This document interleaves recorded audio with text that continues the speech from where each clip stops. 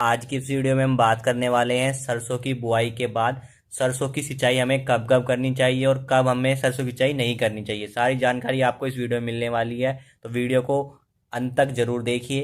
चलिए दोस्तों, वीडियो को स्टार्ट करते हैं। तो किसान भाइयों, बात आती है सरसों की पहली सिंचाई की। तो किसान भाइयों, सरसों की बुआई से लगभग 30 से 40 दिन में सरसों की सिंचाई करनी चाहिए। अगर तापमान ज़्यादा रहता है और सरसों काली पड़ने लगती है और बढ़तवार भी कम होने लगती है, तो ऐसे में आप 25 से 30 दिन के अंदर पहली सिंचाई कर सकते हैं। और इस सिंचाई के साथ आपको कौन कौन सी खाद देनी है वो भी मैं आपको बता देता हूँ। सरसों की पहली सिंचाई के साथ आपको अपने खेत में डालना है यूरिया।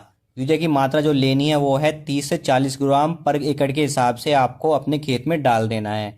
और साथ में अगर आपने सरसों की बुआई करते समय अपने खेत में डीएपी का यूज किया है और उसके साथ सल्फर भी डाली है अपनी बुआई के साथ, तो आप यहाँ पे सल्फर ना डालें। अगर आपने डीएपी से बुआई की है और सल्फर नहीं डाली है, तो आप अपनी पहली सिंचाई के साथ सल्फर का यूज भी करें। और यहाँ पे सल्फर की मात्रा कितनी लेनी है, वो लेनी है आपको 3 से 5 किलोग्राम ले सकते हैं पर एकड़ के हिसाब से आप सल्फर डाल दें पहली सिंचाई के साथ।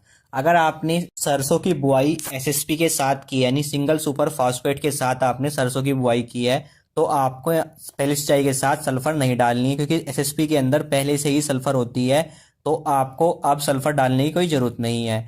अगर आपने डीएपी से बुआई की है और सल्फर नहीं डाला है, तो आपको सल्फर अपनी पहली सिंचाई के साथ देनी है। वो मात्रा मैंने आपको बता दी, 3 से 5 किलोग्राम पर एकड़ हिसाब से आपको लेनी है।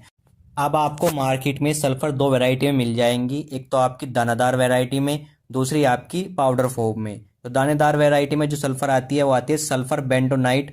इसकी जो 90% मात्रा होती है, इसकी आपको आप मार्केट में आराम से मिल जाएगा ये। इसकी मात्रा अगर आपको लेनी है तो कितनी लेनी है, 3 से 5 किलोग्राम पर एकड़ के हिसाब से आपको इसका छिड़काव कर देना है अपने खेत के अंदर। साथ में जो पाउडर फॉर्म में सल्फर आती है वो आती है सल्फर 90%, WH और WG के नाम से आपको देखने को मिल जाएगी।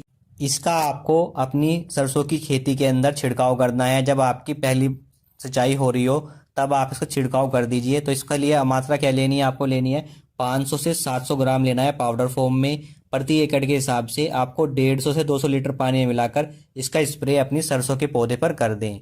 सरसों की खेती में आवश्यकता होने पर आपको दूसरी सिंचाई 75 से 80 दिन के बीच में कर देनी है। ध्यान रहे, आपको जब आपकी फसल पर फूल आ रहे हों तब आपको सिंचाई नहीं करनी है, यानी फूल से बनने से पहले ही आपको सिंचाई कर लेनी है। तो सिंचाई आपको जो करनी है वो 75 से 80 दिन के बीच में करनी है। और जो तीसरी सिंचाई आपको जो करनी है वो आपको करनी है जब आपका दाना पक रहा हो, उस टाइम पे आपको तीसरी सिंचाई करनी है। और इसका डे होना है 100 से 110 दिन के बीच में आपको तीसरी सिंचाई जरूर कर देनी है।